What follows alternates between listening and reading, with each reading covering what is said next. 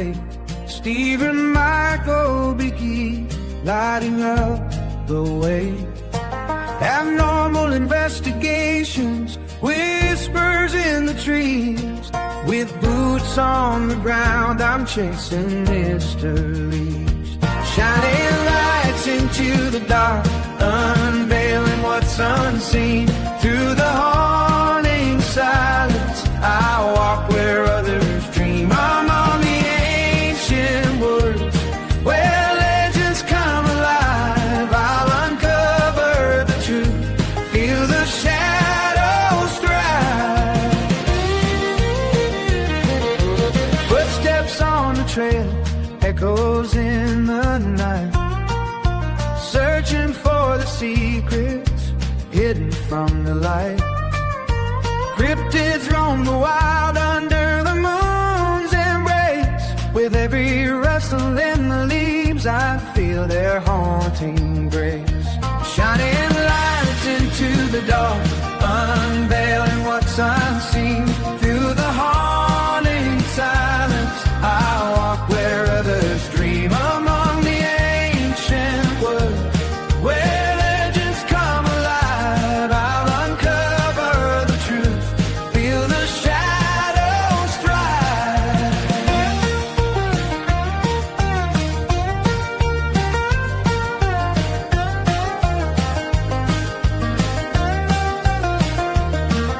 Each night a new adventure in the depths of the unknown. With passion in my heart, I walk this path alone. But with every discovery, I know I'm not afraid. For in the woods of wonder, true wonders are made. Shining lights into the dark, unveiling what's unseen. Through the haunting silence, I'll walk where others dream. Among the ancient woods where legends come alive, I'll uncover the truth, feel the shadows thrive. So here's to the night where the strange comes to be, with boots firmly planted on where I'm meant to be.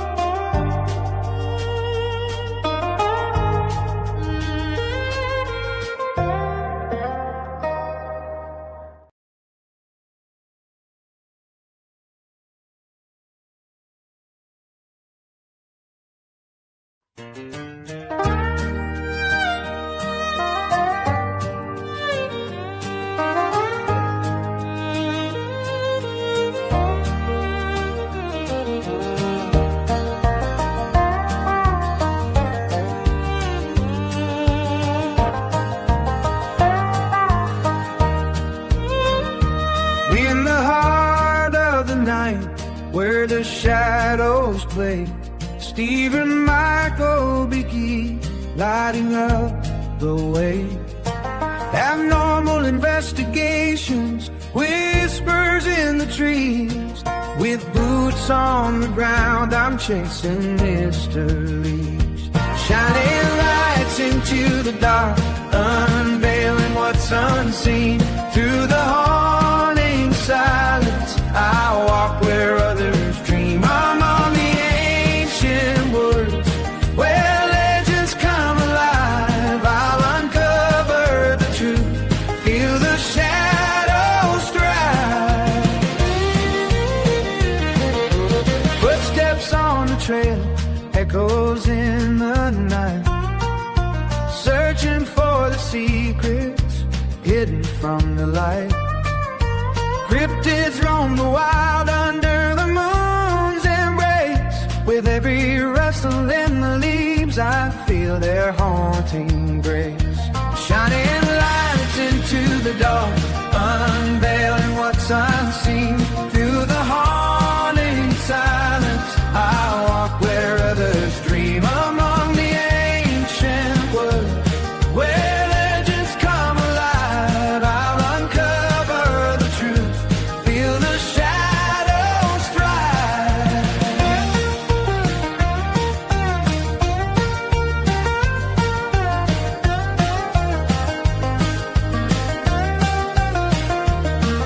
Each night a new adventure in the depths of the unknown. With passion in my heart, I'll walk this path alone. But with every discovery, I know I'm not afraid. For in the woods of wonder, true wonders are made. Shining lights into the dark, unveiling what's unseen. Through the haunting silence, I'll walk where others dream. Among the ancient woods, where legends come alive, I'll uncover the truth, feel the shadows thrive. So here's to the night where the strange comes to be, with boots firmly planted on where I'm meant to be.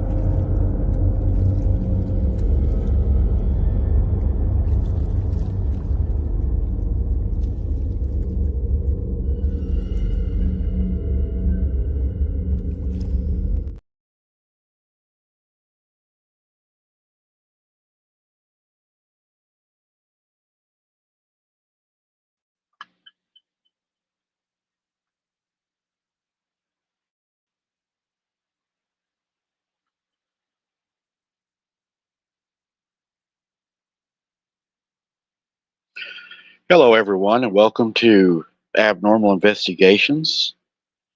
I hope everyone's doing all right tonight. I see some familiar faces in the crowd. We are going to be talking about what they called a real life vampire tonight. It's pretty crazy. I've read a little bit of the story, and I think you guys are going to really enjoy this one. It's got a little bit of a supernatural feeling to it.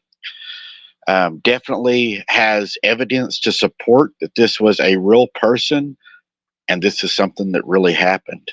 So I think we're going to really have a good show tonight. Um, it's an interesting subject, and I think you guys are going to find it interesting also. Good to see you, Emily, Michelle. Good to see you, Cheryl. Good to see you, Keith. Good to see you. I see a lot of the familiar faces in the chat tonight. Allergies are bothering me just a little bit. I took 4 Benadryl with some hot tea, so hopefully that'll be helping me here pretty soon. But another new thing about tonight is this is probably the last time we will do the show from this location. So we're going to probably be in the vehicle mobile as we do the sit downs from now on, and we will just see what happens. Um, I think that'll be something good for us. It's something new, and we kind of don't have a choice, but one of these days we'll do a show on all that. Let's see. We got Rogue in here tonight. Good to see you, Rogue. Scared Silly. Good to see you. And it may bring a little adventure to some of these shows. You never know what will happen during a show whenever you're sitting out like that. There we go. We got the chat up now. We can see y'all rolling on the screen. There we go. Cheryl, yeah. That's what I thought too. Rose, Hammer Time. So good to see you. Hammer Time. Let's see. Do I have your Facebook information, Hammer Time, or have you sent me a friend request yet, sir? I want to make sure we got all that going. Let's see. What else was I going to do here? I think that's all we was going to talk about before we get. Oh, as far as the members only content, I am waiting to do the members only. And members, guess what? You're going to be the first ones to get to experience what we're going to try. Should have the new equipment within the next 2 days. That's the good news. The other thing is we are going to be giving the members the first opportunity to see the live. Hey, April, good to see you with the new equipment. So you guys are going to get to see if it's the clearest with the new equipment before anybody else on a boots on the ground. So members and anybody that may become a member tonight, you are going to have access to members only content. And we're going to do a members only first when we get the new phone tonight. So, or in a couple of days. Should help. And we're going to try it and see what y'all think about that. Make sure I'm not missing anything in chat. My chat will be small because I do have the story. So I'll have to minimize the chat to be able to read it to you as we do this. But what do y'all think about doing the shows remotely? We don't have a choice anyways, but what do y'all think about that? How do you think that will be, doing it remotely? Hey, Scott Lee, good to see you. Emily Maxwell, Michelle McGuire. We may actually have a co-host, guys, that maybe start helping me here pretty soon, hopefully. So y'all have to be kind to the new co-host.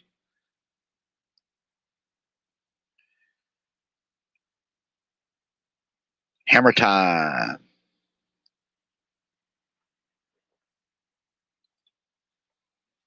All right. What's up, Dana? Good to see you. So, I got a gnat after me already. Let's go ahead and let's jump in to this real life vampire story.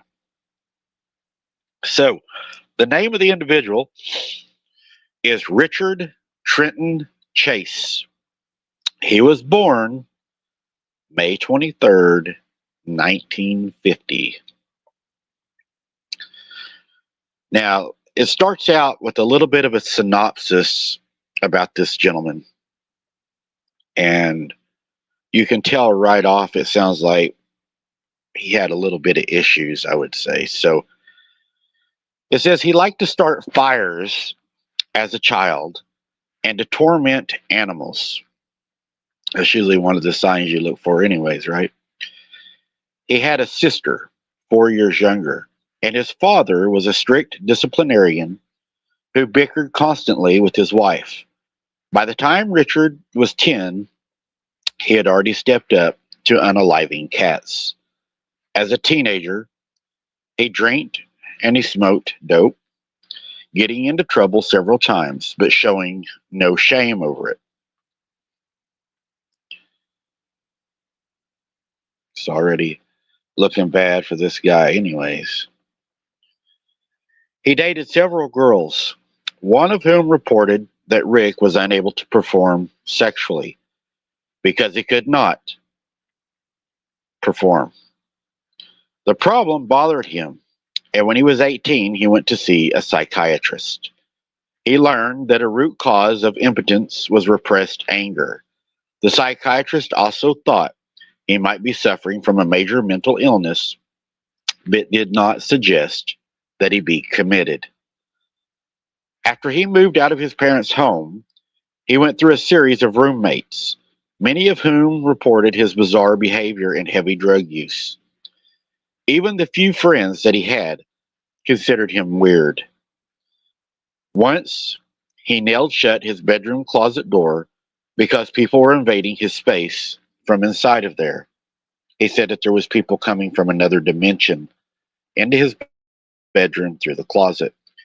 And I thought that was pretty interesting because a lot of people talk about having visitors come through their closet. Even whenever you look at exorcisms and stuff like that, the closet is always mentioned. So I don't know. It almost sounds like there's something up with the closet to me. I had some things, that was coming out of the closet when I was younger, which really bothered me. He was preoccupied with any sign that something was wrong with him, which held true throughout his adult life. And he once entered an emergency room looking for the person who had stolen his pulmonary artery. He also complained that the bones were coming out through the back of his head, that his stomach was backwards, and that his heart often stopped beating.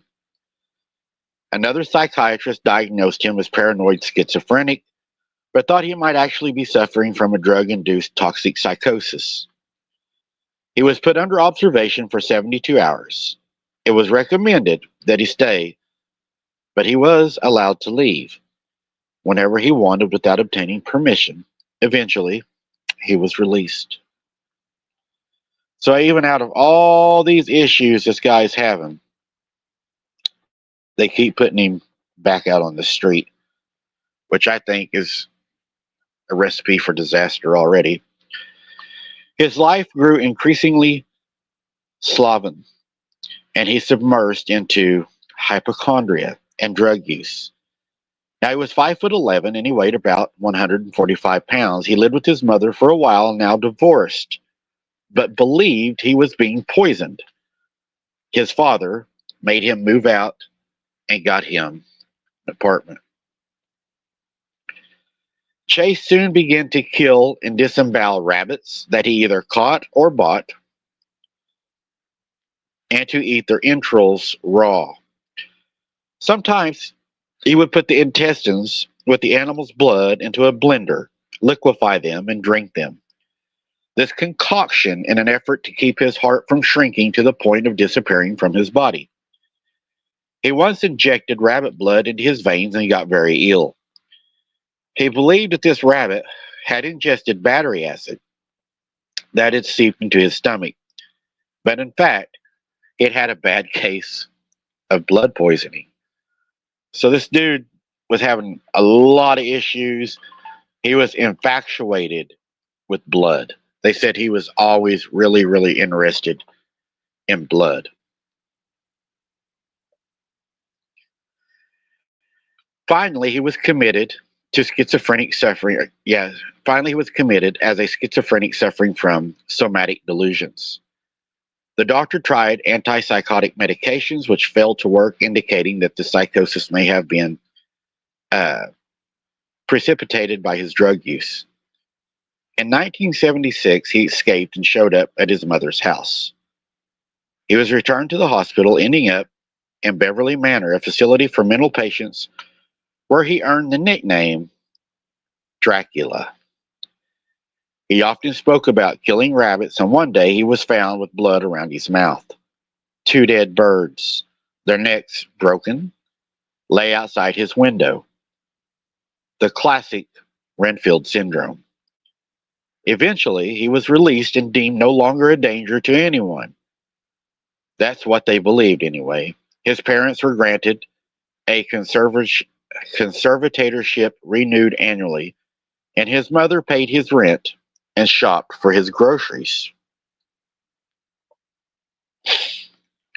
I don't even know why these people would even want to be around this dude at this point, because I would think that I would be thinking this guy was fixing to probably put me in a blender or something, because you can tell this guy's not all there. Chase moved into another apartment and began to catch and torture cats, dogs, and rabbits. He killed them to drink their blood. Sometimes he stole neighborhood pets, and he once even called a family whose dog was missing to tell them what he had done to their own animal. He bought guns, and then he started to practice with them. Although he was a although he was on psychiatric medication, he remained unsupervised. His mother weaned him from the medications, herself deciding that if he did not really need them. So there we go, right there. There's the first issue. The mother decides to take him off the medicine. I'm sure that's already got him. Yeah. In 1977, the court awarded conservatorship expired, and his parents did nothing to renew it, leaving Chase on his own. There we go, right there.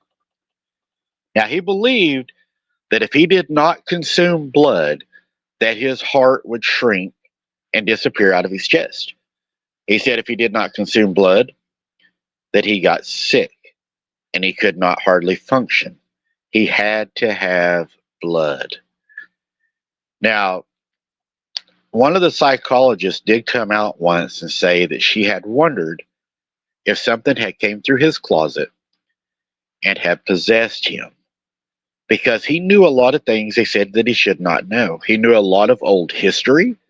He talked about living in a castle and how cold it was before he turned into a vampire, and how he, once he was transformed into a vampire, how the castle was no longer cold, it was home. And he talked about gargoyles guarding the castle, and he would go out and find people and bring them back to the castle. And while he would sleep during the day, they would, stay up and clean and protect him, and sometimes even go out and unalive people for him to bring him back the blood that he said he needed. Now, one day after his mother and them didn't have to watch him no more, he went back and he paid his mom a visit.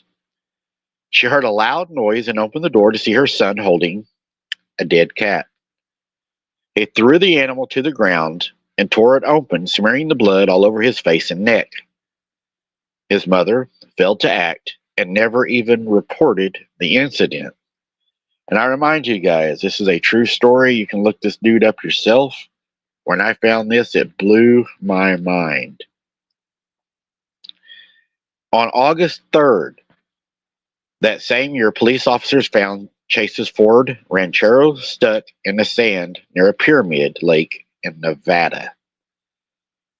2 rifles lay on the seat along with a pile of men's clothing. Blood smears all over the inside and blood-filled white plastic bucket containing a liver made them suspicious. When they spotted Chase through the binoculars, he was nude and covered in blood. He saw them and ran, but they did catch up to him, and he was took back into custody. He claimed that the blood was his, he had seeped out of him. The liver, it turned out, was from a cow. So this guy is thinking that he's losing his blood, his heart is sinking, and they're not doing anything with him. And this ain't like this was a long time ago. I mean, this is like 1976, so not really that long ago. You would have thought at least in 1976 they would have knew better. So Chase soon became a fan of the Hillside Strangler operating not far away, and he avidly read the newspaper article about the killings. He had guns, he had a fear of other people, and he had no sense of boundaries. A lethal combination, even without his weird blood fantasies, soon began to grow bolder. And I want to thank Cheryl for the Cash App Super. Thank you so much, Cheryl. God bless you for that.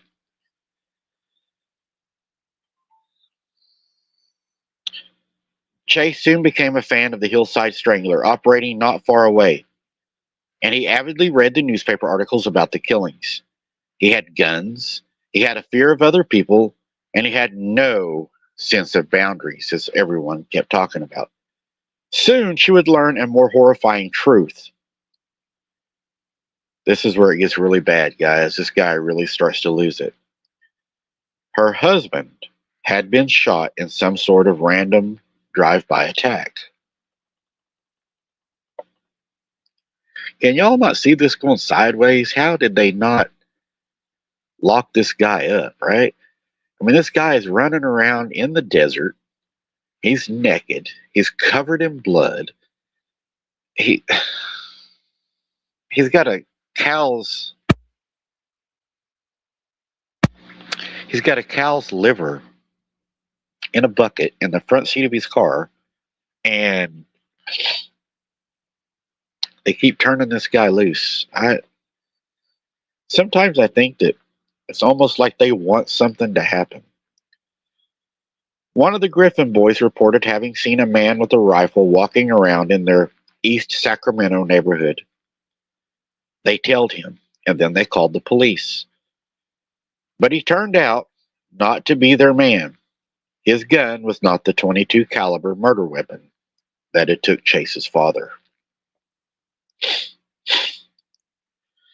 The following day, a news crew found 2 spent shell casings on the pavement near the Griffin residence. Detectives followed up on reports of a suspicious car driving around the neighborhood, but could get no clear description.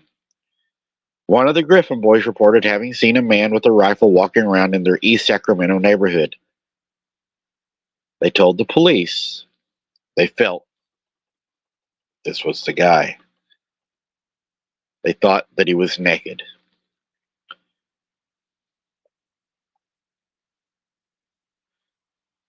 Man, on the afternoon after the Griffin shooting, a 12-year-old boy reported that a man with brown hair, seemingly in his mid-20s, had shot at him from a brown Pontiac Trans Am as he rode his bike.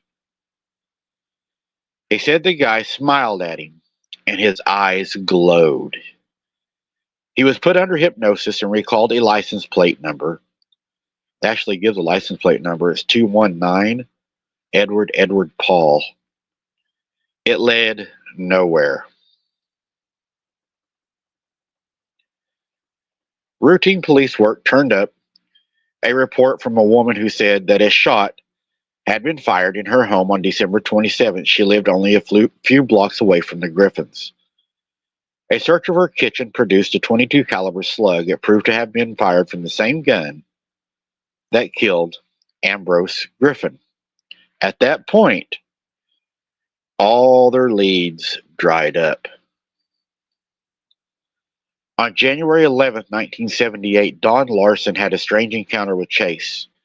During the 6 months that they had been neighbors in the same East Sacramento apartment complex on Watt Avenue, she had seen him carry 3 animals into his apartment against the rules, but had never seen those animals again. She thought that it was odd, but worried that he was lonely. He asked her for a cigarette. She gave him one, but he stopped her from walking away when she gave him the rest of the pack. He let her go. What's that smell? Oh, I'm sorry, I just left some pork chops out. I mean, how does this guy stay out so far, right? I mean, dude, this guy is, I don't know. I see Rogue talking about a or a felony or something. It must be about what this guy's done to these poor animals. It gets worse. Nearly 2 weeks later, on the 23rd, at 2909 Bernice Street, Jeanne Layton spotted an unkempt young man with longish hair strolling toward her. She watched. Oh, we got it. There we go. This. She watched as he tried her patio door. So the dude's trying to come in. He found it locked and went to the window. They too were locked, so he came back to the door. Miss Layton met him there, face to face. He showed her no emotion whatsoever as he started to scrutinize her. Then he turned, paused to light a cigarette, and he walked away through the backyard saying, "Bloody, bloody blood, your blood is mine." Jeez. Can you imagine? Down the street, Robert and Barbara Edwards were bringing their groceries into the house when they heard a noise inside. Whoever was in there apparently heard them and started to run. They heard a window slam in the back of the house, and then oddly, a young man came around the corner toward them. Though Edwards tried to stop him, he sprinted past and got to the street. Edwards gave chase, but he lost him whenever he jumped the fence. The police arrived to find the house in shambles, with theft of valuables the obvious motive. However, he had also urinated into the drawer of freshly laundered baby's clothing and had defecated inside of the child's bed. Intruder kept going, veering off his path here and there to walk across the front of porches, ran in front of random houses. Then he came to a track house at 2360 Tioga Way. FBI agent Robert Ressler once asked Chase how he selected his victims. He said that he went down the streets testing doors to find one that was unlocked. If the door was locked, he said, that means you're not welcomed. If the door is unlocked, it was a sign that he felt he was welcomed. Lock your doors, people. Apparently, he found the door at the Wallen home unlocked. He encountered Teresa Wallen. She was 22 years old, and she was 3 months pregnant. Before entering, Chase deposited a .22 caliber bullet in the mailbox. He opened the door and ran into Terry as she was taking out the garbage. She dropped the bag as he raised his pistol and shot her twice. One bullet entered her palm, held up defensively, and traveled up her arm to exit her elbow and nick her neck. The other went through the top part of her skull. She fell to Chase, then knelt over, and he fired another bullet into her, unaliving her. His next move was to drag her into the bedroom, leaving a trail of blood behind. He then retrieved a knife from the kitchen and an empty yogurt container from the trash bag that Terry had been carrying. I have photos, but I can't post them here, guys. I can put them on Patreon if y'all want to see them.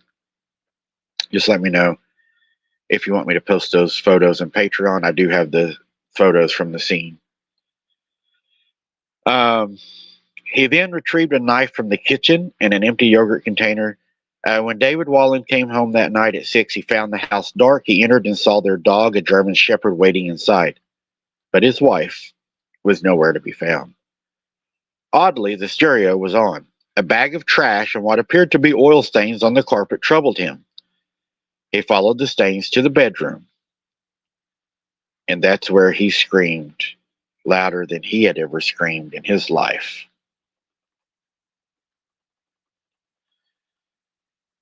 His wife lay just inside the door, on her back. Her sweater was pulled up, and her pants and everything was removed. Her knees were in a position to where he knew what had happened to his wife.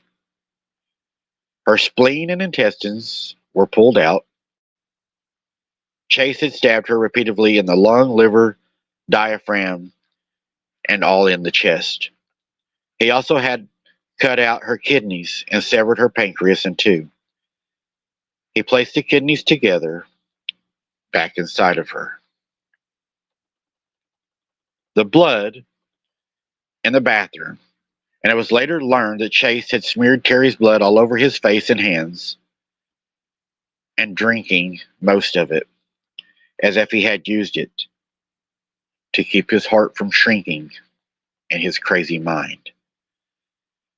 His most heinous act, however, was to stuff animal feces into her mouth. There were odd rings of blood around the body, as if someone had placed a bucket there, as if they were preserving some of her. And again, I cannot place those photos here. 2 days later, a puppy was found killed and mutilated not far from the Wallen home. A strange man with stringy hair, driving a ranchero, had bought 2 puppies from a family with seemingly no concern whether he got the males or the females. And then they found the puppies from the litter in the street, half eaten. I agree, Emily. There is no way this guy, excuse me, is a human. No human is going to be able to do the things that this guy's done. And you'll see as we keep going down through here, there's going to be a supernatural part of this. And that's what makes this story even crazier, is there is a supernatural aspect to this story. And it blew me away. I mean, this story just really, it gets crazy. I mean, a lot crazier. And how he remained free this long is really bothers me. I don't know how he was even able to.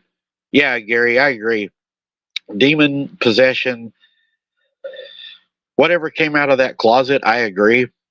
I think it could have possessed him to this point, because I don't think a normal person is doing what he's been able to do. He has this obsession with drinking blood. That's why they called him the Sacramento Vampire. Yeah,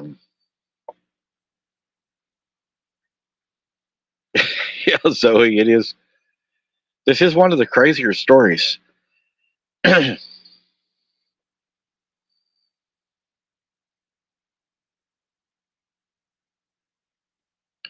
I missed Sharon. Sharon said she had a friend, something too.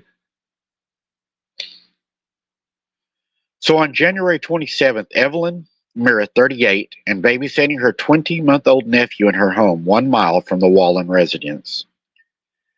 Her 51-year-old friend, Dan Meredith, came over. Evelyn was about to send her son, Jason, he was 6 years old, to a friend's house when Jason failed to arrive. The friend sent her daughter over to check. The little girl saw movement inside from the front window, and then turned around to report that no one had answered the door. Neighbors grew worried and finally entered the house and saw what had happened that morning.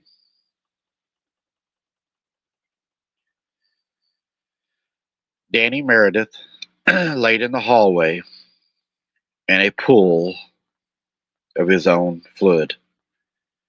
The deputy who checked him saw a gunshot wound to his head, and then saw blood in the bathroom and what looked like bloody water in the tub. Then he found Evelyn laying naked on the bed in her bedroom. She had a gunshot wound to the head, and her abdomen had been cut open, and her intestines also pulled out. 2 carving knives stained red lay nearby. It appeared that she had been taking a bath when surprised by her killer, and then dragged to bed. I'm not going to go into all that. I will post this in Patreon if y'all want to read the full story. Bloody ringlets on the carpet indicated that he once used again some kind of a container to collect blood.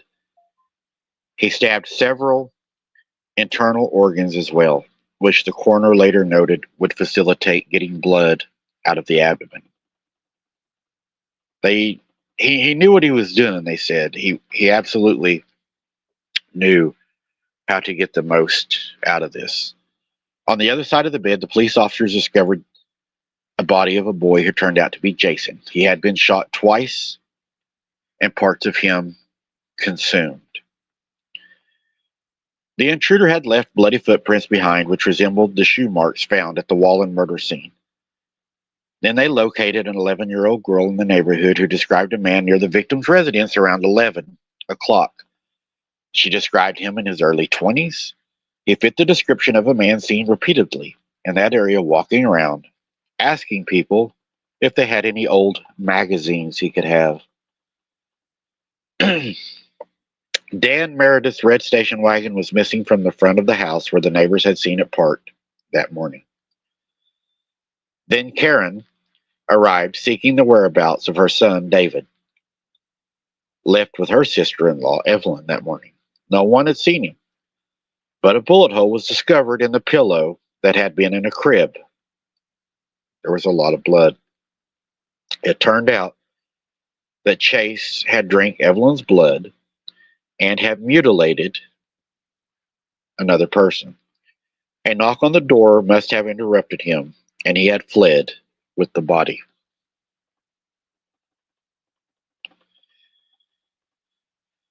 As police looked for him, he took the baby to his home and done things to the child that you can read in the Patreon. If you want me to post this in the Patreon, I will. It seemed to Chase that he would get away with this brutal series of murders, but he did not realize how quickly the police were closing in. Meredith's station wagon was found abandoned not far from the murder scene, the keys still in it. There was little hope that the child was still alive. The police did not know it, but the parking lot where it was located, the missing car, was only about 100 yards from the apartment. It was 15th of Watt Avenue. The FBI were already on the case. Robert Ressler and Russ Vorpickel developed a profile of who they were probably looking for. They figured him for a disorganized killer as opposed to an organized one, with some clues pointing toward the possibility of psychosis. He clearly had not planned these crimes and did little to hide or destroy the evidence. He left footprints and fingerprints. He had probably walked around in daylight with blood on his clothing. In other words, he gave little thought of the consequences for what he had done. At the very least, his domicile would be as sloppy as the places ransacked after he was finished with them. And in fact, that he murdered scenes were fairly close together meant he might have a car. In fact, he had taken a car from one house, so he must have walked to at least 3 to 4 of the other houses. That meant that it was likely that he lived in the vicinity of the crimes. It was also likely that he would kill again and keep killing until he was caught. They had to work fast, and they brought in a whole team of FBI agents with an FBI takedown team. They figured him to be a white male in his mid-20s, thin and undernourished. Evidence at the crimes, they were sure, would be found of his residence, and if he had a vehicle in there as well. He would have a history of mental illness or drug use or both, and would be something of a loner. They thought he was probably employed at some manual labor or unemployed shop. Given his appearance, state of mind, he could be receiving some disability money. He probably lived alone, and he might be paranoid.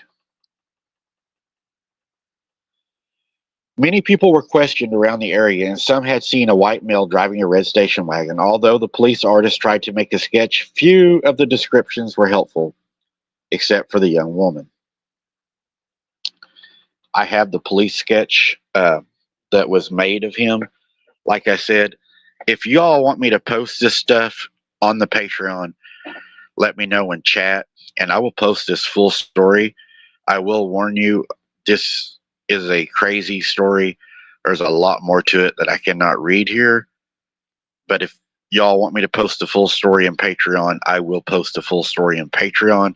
Just let me know in the chat, and everybody in the chat will let me know, and I'll put it in Patreon. I'll put the photos in Patreon also if y'all want to see the photos that I was able to find.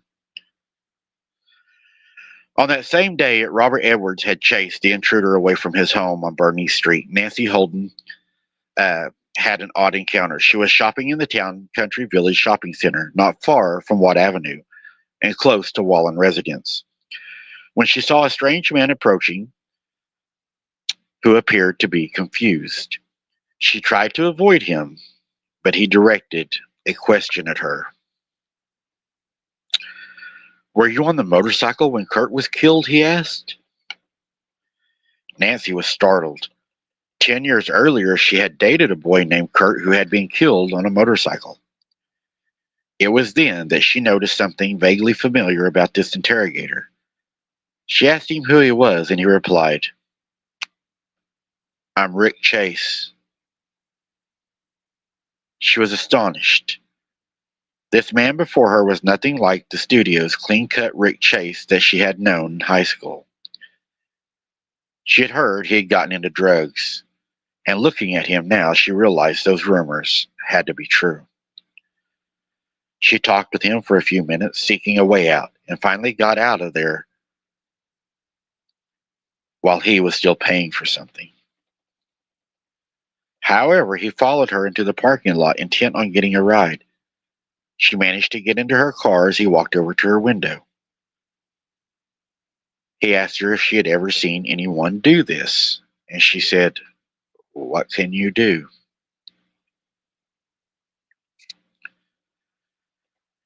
She said his teeth grew fangs right before her. Now, what do y'all think about that?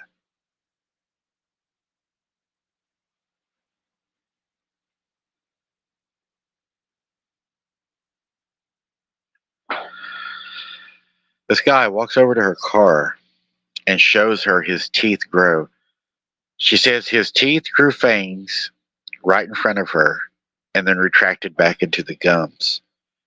At that point, she said she knew she had to be rude and she had to get away.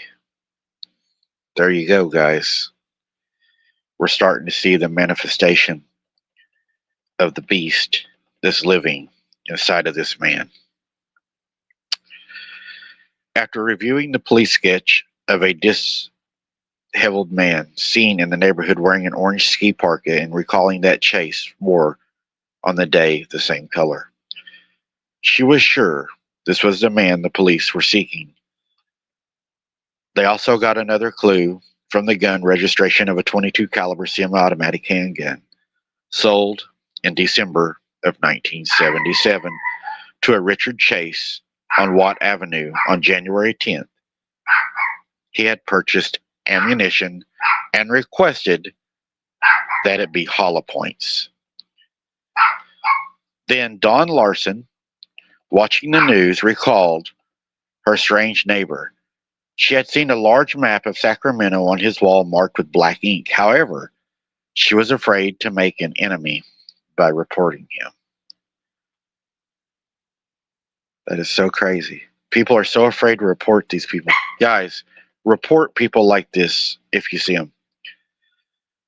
After hearing from Holden 5 days after the Wallen murder, the detectives ran a background check on Chase and found a history of mental illness. Duh.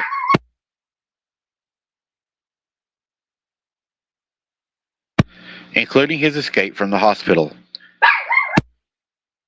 a concealed weapons charge, a series of minor drug busts, and his arrest in Nevada. They found his address on Watt Avenue and went out that Saturday afternoon, one day after the triple murder, to check it out. They learned from the apartment manager that Chase's mother paid his rent and that she felt her son was the victim of LSD abuse. Chase refused to let his mother into his apartment. I don't know how they didn't know something was going on. Detectives knocked repeatedly, but Chase would not open the door. They pretended they were going to leave and then waited. Chase emerged with the box in his arms and made his way toward his car. The detectives apprehended him, but not without a mighty struggle on his part. They noticed he was wearing an orange parka that had dark stains on it, and his shoes appeared to be covered in blood. A 22 semi-automatic handgun was taken from him, which also had blood stains on it. Then they found Dan Meredith's wallet and Chase's back pocket along with a pair of latex gloves. See, guys, having the latex gloves, that tells me that this guy was aware enough to use gloves, right? I mean, he is thinking about what he's done. The contents of the box he was carrying also proved interesting. Pieces of bloodstained paper and rags. They took him to the police station and tried to get him to confess. He admitted to killing several dogs, but stubbornly resisted talking about the murders. While he was in custody, detectives searched his apartment in hopes of finding a clue about the missing baby. What they found in a putrid-smelling place was disgusting. Nearly everything was bloodstained, including food and drinking glasses. In the kitchen, they found several small pieces of bone and some dishes in the refrigerator with bloody body parts. One container held a human brain tissue. An electric blender was badly stained and smelled of rot. There were 3 pet collars, but no animals to be found. Photographic overlays of human organs from a science book lay on the table, along with newspapers on which ads selling dogs were circled. A calendar showed the inscription, "Today on the dates of the Wallen and Meredith murders." And chillingly, the same word was written on a 44 more dates yet to come during this year. Blenders used by Richard Chase to prepare human blood. Robert Ressler's, man, the entire place had ominous feeling, but at least Chase now was in custody. Evidence was gathered from the chase to compare samples already being analyzed in the crime lab from the murder victims. There was plenty of blood of Chase's clothing. They also took hair samples. However, when they tried to take a blood sample, he had to be restrained. They had no idea then of his intense primal fear of losing his own blood. Ferris Somsley was appointed Chase's attorney, and he was immediately separated from the detectives who had spent so much time trying to get a confession. Police officers continued the search for the baby using a bloodhound. They even went to the Chase's mother's home. She was uncooperative, insisting that despite what they had found, it did not prove that her son had done anything wrong. At one point, Chase admitted to another inmate that he had drunk the blood of his victims because he had blood poisoning. He needed blood, and he had grown tired of hunting and killing animals, and that human blood was what he had craved the whole time. The inmate said that he was afraid of him. Finally, the baby was found on March 24th, and a church janitor came up to a box containing the remains of a male baby. He called the police. When they arrived, they recognized the clothing. It was the missing boy from the Meredith home. The baby. If you want to read that, guys, it'll be on Patreon. I'm not going to read that. This led the prosecutor for the case of the California versus Richard Trenton Chase with Ronald W. Toshterman. He intended to seek the death penalty. The defense entered a plea of not guilty by reason of insanity, but Toshterman was determined to show that he knew the difference between right and wrong, and that he was not compelled to murder. Part of the strategy included boning up on the legends of Dracula. He also read about blood-related crimes and blood rituals of various cultures. He admitted that he had been doing blood rituals with the animals that he had killed, and that's when the being had come out of the closet. I'm assuming the one that possessed him. Nothing that some people believe that interesting another person's blood would strengthen or heal them. He wanted to show that while he might believe that it was not the reason that he would commit the heinous murders.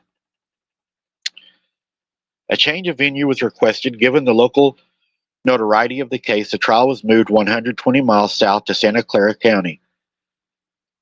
By the time it was all over, a dozen psychiatrists had examined Chase. He admitted to one that was disturbed about killing his victims, that he was afraid they might come back after him from the dead. There was no evidence in his admissions that he had ever felt compelled. He simply thought the blood was therapeutic. One psychiatrist found him to be antisocial personality, not schizophrenic. He thought the process were not disrupted, that he was aware of what he had done, and that it was wrong. On January 2nd, 1979, the trial began. Chase was charged with 6 counts of murder. The prosecutor emphasized throughout the trial that Chase had a choice and mentioned several times that he had brought rubber gloves with him, that's what I said, to the victims' homes with the intent of murder. Altogether, there were 250 prosecution exhibits, the strongest of which were Chase's gun and Dan Meredith's wallet found in Chase's pocket. The first witness in the trial that stretched across 4 months was David Wallen, who described the scene of horror he had encountered upon coming home that day and finding his wife. Nearly 100 witnesses followed him. Chase took the stand of his own defense. He looked awful, having dropped in weight to 107 pounds, which he blamed on not having blood. His eyes were sunken and lusterless. He claimed to have been semi-conscious during the Wallen murder, and he described in detail the way he had been mistreated much of his life. He admitted to drinking Wallen's blood. He did not recall much about the second series of murders, but he knew that he had shot the baby. And I'm not going to go into that. It's very detailed. If you want to see it, it'll be on Patreon. He thought the baby was something else, but did not elaborate. He thought that the problem stemmed from his inability to have sex, and that women would make fun of him for that in his younger years. That's why he got into the blood rituals. The defense asked for a verdict of second-degree murder to spare Chase the death penalty, since he was clearly insane and had never been given proper help. Totterton argued that he was sexual sadist, a monster who knew what he was doing and could not be salvaged. On May 8th of 1978, after 5 hours of deliberation, the jury returned a verdict of 6 counts of first-degree murder. During the sanity phase, the jury found Chase legally sane after deliberating an hour. It took them 4 hours to decide that Chase should die in the gas chamber at San Quentin Penitentiary. While interviewing killers all over the country to add information about the criminal psychology to their database, the FBI profilers visited Richard Chase to learn about some of his oddities. Robert Ressler recounts his encounter in a book, Whoever Fights Monsters. He describes how Chase had believed in 1976 that his blood was turning to powder and that he needed blood from other creatures to replenish it. Nevertheless, the psychiatrist had released him despite protests from some of the staff that he was dangerous. From time to time, he was arrested in Nevada in August of 1977 until the murders began in December. It paints a clear picture of a deteriorating mind. It was after that that he killed his mother's cat and bought 2 dogs and killed them also. He also tormented a neighborhood family about their missing dog. He then collected articles at the Hillside Strangler. Then in December, he acquired his gun after Griffin Killing bought a newspaper and kept an editorial page about the senseless nature of that shooting. Then he bought more ammunition. He also set a fire on the neighbor's garbage can and threw their animals in it after he had gotten what he wanted from them. He told a psychiatrist that the first killing had happened after his mother would not allow him to visit for Christmas. He was just shooting his gun out the window of his car. That he had fired shots at other houses indicated he was not altogether an accident, that he was just driving around shooting at Christmas trees that he could see in the windows because he couldn't celebrate Christmas. Chase told the FBI profilers that he had killed to preserve his own life and that he was developing an appeal based on that. He mentioned soap dish poisoning. Ressler asked him what that was, and he explains that everyone has a soap dish. If you lift the soap and find that underneath it is dry, you're all right. If it's gooey, you have the poisoning, which turns your blood to powder. The powder then depletes your energy and eats away at your body. Chase also said that he was Jewish, which he was not, and that he had been persecuted by the Nazis because he had the Star of David on his forehead, which he did not. He explained that the Nazis were connected to the UFOs, which had telepathically commanded him to kill and replenish his blood. These UFOs followed him around, and the FBI should be able to pinpoint them by putting a radar on him. He then spoke about seeing the small little grays entering his room from time to time. Ressler learned that the other inmates taunted Chase and urged him to kill himself. They did not want him near them. Ressler, along with the prison mental health professionals, felt that he had transformed in the hospital, although he was sent out for a short time. 3 doctors in San Quentin and 2 nurses said that he had, in fact, transformed into something they would not call 100% human. There you go. On the day after Christmas of 1980, on a day short of the 3rd anniversary of the killing spree, the guard looked on Richard Chase. The condemned man was lying on his back in his bunk, breathing normally. He did not return to the guard's greeting, which was unusual. At 11:05, the same guard looked into the cell again. Chase was on his stomach, both legs extended off of his bunk, and his feet were on the floor. His head was against a mattress, and his arms extended toward the pillow. The guard called out to Chase, who failed to move. He went and pulled Chase off the bed. It was clear to him that the vampire of Sacramento, aka Dracula, was now deceased.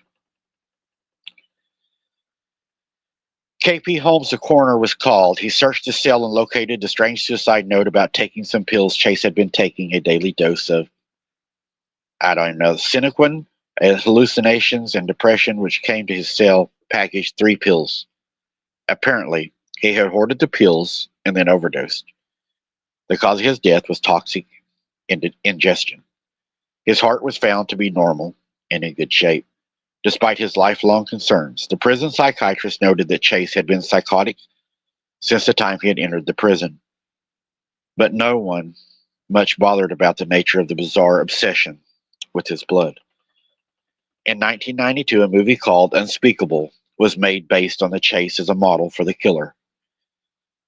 His case is still used by the FBI as the archetypal model for the understanding and disorganized killer. 5 years later, some people had went to Chase's grave and exhumed him, believing that he was a true vampire. They drove a stake into his heart. While they were doing it, they were caught by a police officer that was on routine patrol. The police officer stated in his report, "As I approached, I noticed them drive what appeared to be a wooden stake into the chest of a corpse." This is a police officer. When they drove the stake inside of the chest of the corpse writhed and screamed and then fell back to its original dead state. Those people were arrested for disturbing a grave, disturbing the dead, and were later released. What do y'all think about that? Was this a true vampire? Was this somebody that just had a huge mental illness? Or was he something more? Was he more than a human? Is that how he grew the teeth that one of the witnesses seen? One of the other witnesses seen the glowing eyes? Or how about the 3 with the police officer that saw when they dug him up and put the stake into his chest that he screamed? What would you all say? Is this a real vampire? I don't know. But yeah, Sharon, exactly. Sharon says evil is what he was. He was definitely evil. No doubt this man was evil. This is a true story. There was books, movies written after this. This guy had some issues, some real bad issues. But there is some things that happened that makes me wonder. I mean, there was something supernatural there, I would say. There had to be. Yeah, I think so too, Cheryl. I think there was something other than a human present because I don't know. This guy right here, I would say possessed. Yes, definitely possessed. But the growing the fangs and drinking the blood and driving the stake into the heart and everything and him screaming, it fits the old story of Dracula, right? And that's what they called him. They called him the Sacramento Dracula. I don't know, guys. So, do you guys want me to put the full story in the Patreon? There's no way I could read that full story here. There is no way. Um, it's way more in depth than what I was able to read. Yeah, Starfire, his mom has some issues too.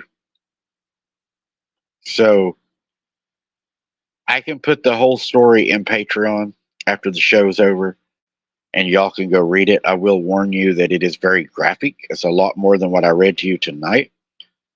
But I will go place it in the Patreon right after the show.